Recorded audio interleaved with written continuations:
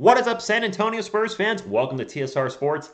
That is not a typo negative up there. The San Antonio Spurs went 3-0 last week for their first winning week of the season, beating the Washington Wizards, the Portland Trailblazers, and the best team in the NBA in their home court, the Golden State Warriors. The Spurs are on a 4-game winning streak right now. Please let me know in the comments down below, Spurs fans.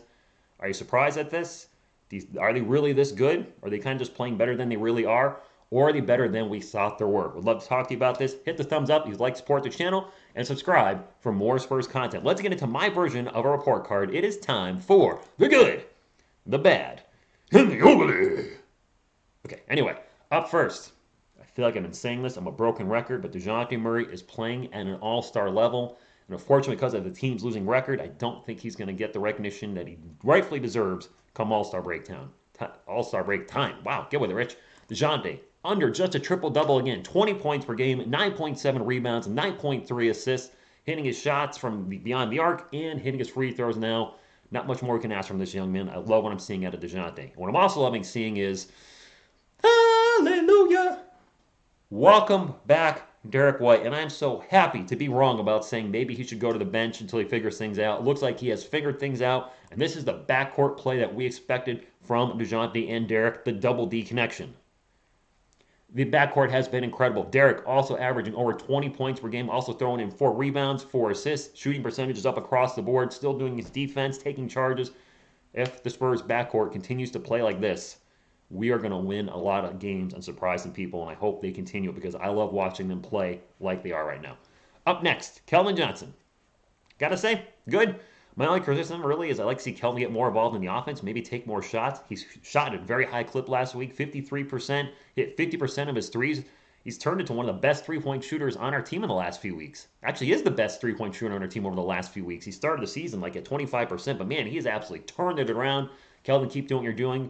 Maybe launch a few more threes here and there, though, if you're going to keep hitting them at this high clip. Up next, welcome back from injury, missing 1 game, Doug McDermott. In 2 games he played, I got to say, Doug also good. Also shooting well, contributing a little bit here, though, with some rebounds and some passing, showing some athletic moves getting to the rim. I like what I'm seeing out of Doug, so keep it up. Last but not least, the big man, Turtle Power, Jakob Poeltl. Also a good week, and that good across the board for all our starters. As you look at their plus minus, I know a lot of you don't like that plus minus, but it was fantastic for every starting player. And Jakob Poeltl, to his credit, is really outplaying his contract. You've seen a few maybe articles here and there saying how he's outplaying his contract. He's playing like they're analyzing like a $15 million a year center, but he's getting, 8 or 9 from the Spurs. He is really showing that he needs to be a legit starter. He's playing like a legit starter, should I say, on any NBA team, giving us just about 13 points per game last week, about 10 rebounds, also 3 assists and 3 blocks. Also great with pick and rolls. Jakob has been a difference maker this year. We saw that when he was out because of the health and safety protocol. I'm proud of this guy because I question whether he could be a starter in the NBA many times over the last few years, but he is showing he does deserve to be a starting center in the NBA. So keep it up, big man, and get those numbers up just a little bit on the rebounding, and I think he'll be averaging a double-double, which is definitely possible. But I like what I'm seeing out of Jakob Poeltl, except for at the free throw line, because he missed all his free throws last week. One big criticism of Jakob Poeltl. Moving right along. Lonnie Walker. I thought this was a bad and good week. The reason being is Lonnie didn't really give us much against the Wizards or the Blazers. Was incredible versus the Golden State Warriors last night and part of that big win.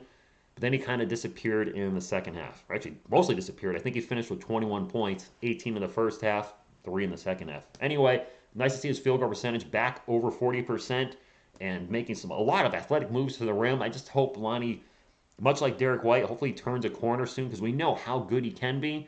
And he's really one of the biggest contributors off our bench besides Devin Vassell when Devin's healthy. So hopefully Lonnie can start putting things together as the season progresses.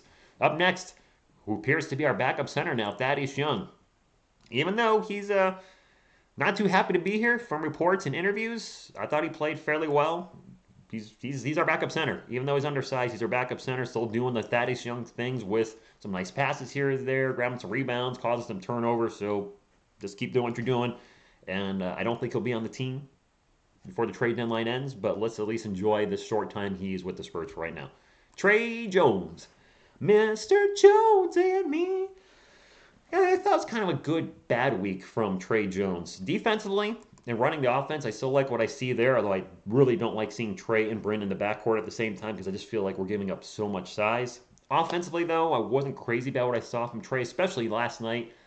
This is going to be something that we may see happen throughout the season moving forward. The Golden State Warriors left Trey Jones about as wide open as you can be. I don't think there was any player within 6 feet, maybe 8 feet, maybe not even 10 feet of Trey Jones. 10 feet might be an exaggeration, but he was unbelievably wide open, and not one person moved towards him. And they basically dared Trey Jones, take the shot, kid, and he took the shot and missed.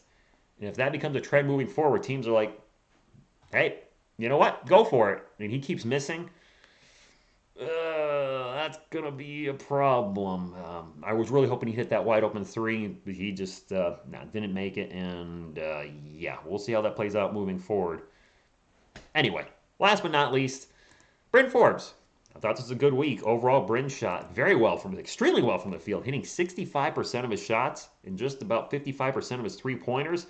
Even gave us some rebounding, some assists, and a steal here and there. Got his points per game back to double digits, 11.7, and finally, for the first time, what feels like forever, his plus minus wasn't in the negative. And Bryn really helped save this team against the Portland Trailblazers in the second half. He didn't play in the first half, came out in the second half, scored 18. The Spurs offense was completely stagnant at one point, and he helped turn things around and help us seal the deal. So Bryn, you know what? He can keep, he's gonna give us spot shooting here and there and contribute the way he has, like he did last week. I'm totally cool with him, doing what he's doing. Let's get to some incomplete grades for the Spurs for last week. Devin Vassell played one game against the Blazers, only 10 minutes. Re-aggravated his quad injury. I'm worried about this a little bit, Spurs fans, because it's a soft tissue injury, and soft tissue injuries are those type of things that just kind of linger and linger until they're 100% healed. So the Spurs, I think, are going to need to sit him for a while until he is 100%. Not 90%, not 95%, 100. Up next, KBD.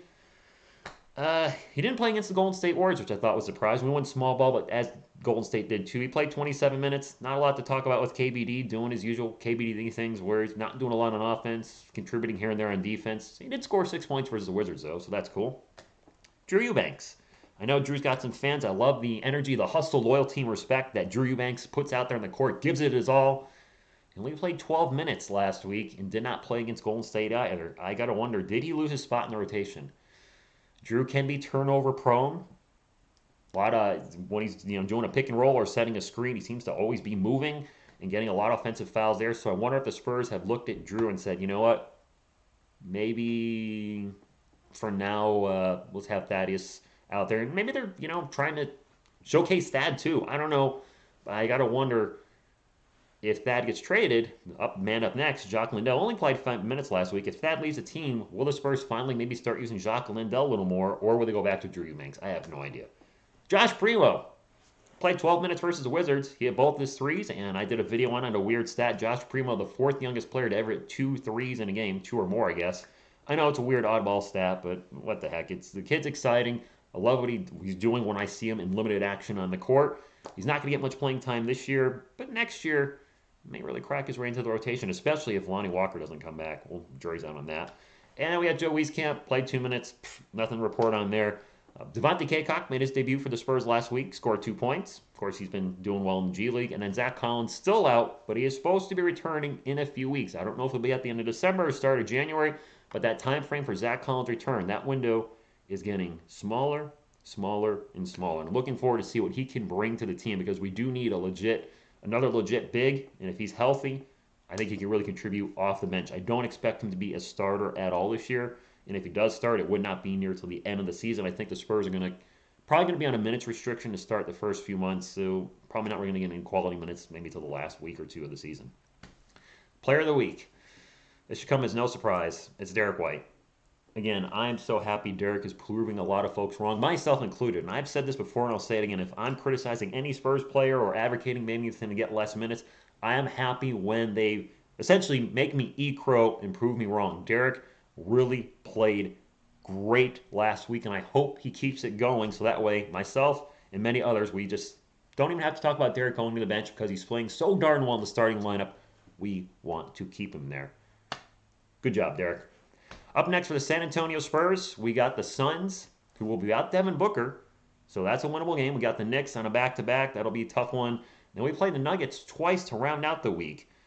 I look into the schedule. I think the Spurs can go 2-2, maybe even 3-1 if they keep playing the way they've been doing. I don't expect us to go 4-0. If we do go 4-0 and turn this up to kick it up to an 8-game winning streak, the Spurs are going to really be turning a lot of heads if they keep that type of momentum. Don't expect it. I don't get my hopes too high, but I think they're still going to surprise people this week. And I just want to close with I'm very proud of the team.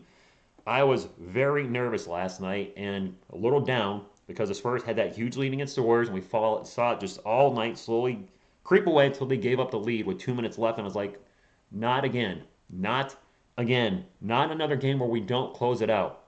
But you know what? They persevered and they did close it out. They took that lead back and never looked back. I'm really, I know we have a losing record, but these guys are fun to watch. They're still learning. And I think we're just maybe one big man short of really having a team that, they play well as a team. You look at our guys, we have a ton of players averaging double digit points per game.